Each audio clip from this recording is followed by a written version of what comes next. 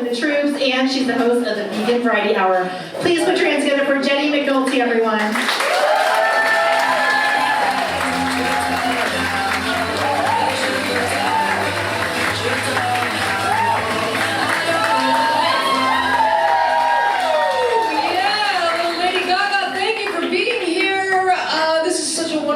Thank you all for your support. This is a great cause.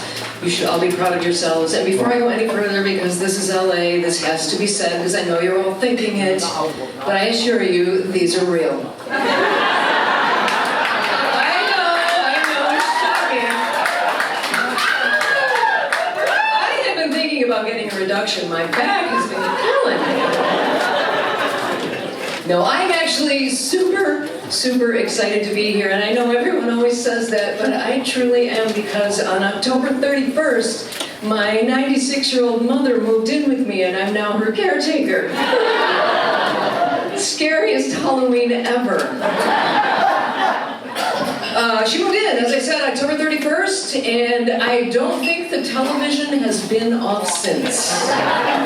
Very loud, because she can't hear, and only one channel. All she watches is Turner Classic Movies.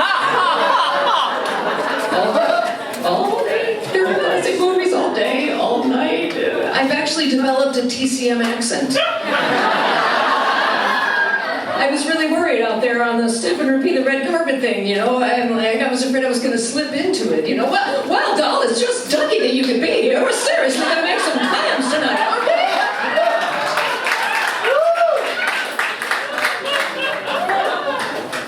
Oh my goodness, so my mom is living with me, and you know, I get help, right? You know, people come in and I get like a wonderful woman comes in, gives her a bath a couple of times a month, we get a nurse that comes, and when the nurse dropped off a book, like one of the first few times, about what you need to do, make sure you don't do this or that, but don't do that or this will happen, and all these things, and all this big scary stuff, and then the one chapter, the last 4 words of the chapter said this: also beware of choking. What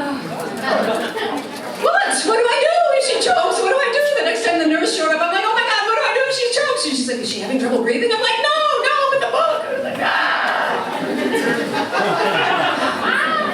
in case you need to know, because I was like, I can't Heimlich the bed, right? Try my other side. Anyway, it doesn't matter. She's good most of the time, you know, she's usually pretty with it, and then after, as any of you know, after night, there's a thing called sundowners. And it's so bizarre, it's really strange. Like, she called me in the other day to bring me in, she confuses the television with real life and whether or not they're there sometimes, and she called me in, I want you to meet my husband, and she points out Gregory Peck. Well, damn, I missed that Nepo baby train, didn't I? Then she said to me once, you know, because she's bedbound, right? Yeah, you can do the math on what all that is. She's bedbound, so woohoo! I'm her changer. Thank you.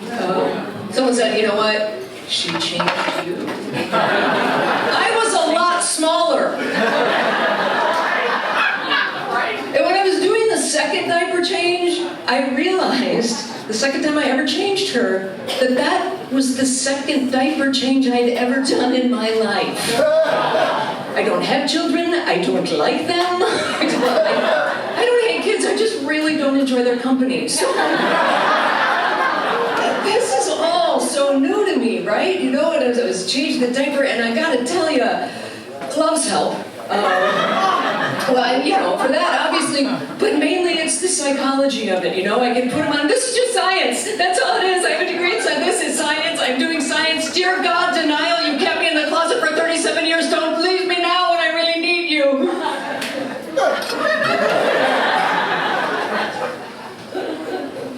So I get to do the fun changing. But like I said, you know, it's all working out fine. And for the most part, she's fine. She has her moments. And then, like one day, she was complaining because she was bedbound and she misses fighting. And I said, what do you miss fighting with? The bulls. she misses fighting the bulls. And I'm like, yeah, you know, Mom, I remember when I had to give up my matador career. It sucks, you know, when you get up there in age, you just can't do what you want to do anymore, can ya? And then she'll be totally with it. Like there was some show on some thing on the news was saying that they had found microplastics in all of these women's placentas that had given birth. And she was asking, because she couldn't quite hear, what is it? And I was explaining the microplastics in the placenta. And then I got carried away and I started talking about climate change and my whole vegan thing about Miami's going to be underwater and this is what happens to the animals and this is what happens to this. And she looks at me and goes, you know what, I think I want to go back to talking about the babies eating plastic. The nurse came to check her out. They got to check her out. They got to recertify her. So they got to look her up and down, make sure she's okay. And she was, you know, took the back, looked at her back and her backside, and she goes, well, Mary Lou, your butt looks perfect. And my mom, without missing a beat, goes, well, I'll just tell the next man I meet I've got a perfect butt.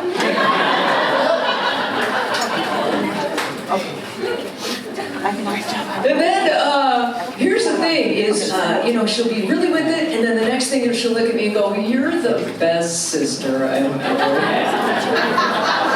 I'm not your sister, I'm your daughter. No, you're not. You're my sister. And my one friend was like, oh, don't worry, she still knows at some level, she still loves you. And I'm like, I don't miss my mommy, I want credit for all the shit I'm doing. And Audrey's getting all the credit here.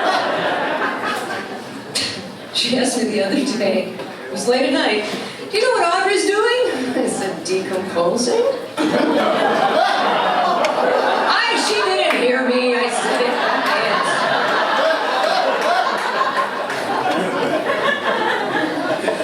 Her brother's gone too, and her sister-in-law sent her this beautiful urn. It's just gorgeous with his name on it and the dates and everything, and the urn was on the top there. And she goes, Jenny, would you take that bank and put it in the second drawer? I said, Mom, that's not a bank, that's an urn. She said, no, it's a bank. And I brought over, Mom, it is an urn. She goes, I know it's an urn, but it's also a bank. We put money in there too. Just put it in the second drawer. Okay, Mom, you know, you meet them where they are, right? Okay, Mom, I'll put them in the second drawer. And, you know, there's no room up there, so I went to put them in no, not the third drawer. I want the bank in the second drawer. So now my uncle is snuggling nice and tight with my mother's bras.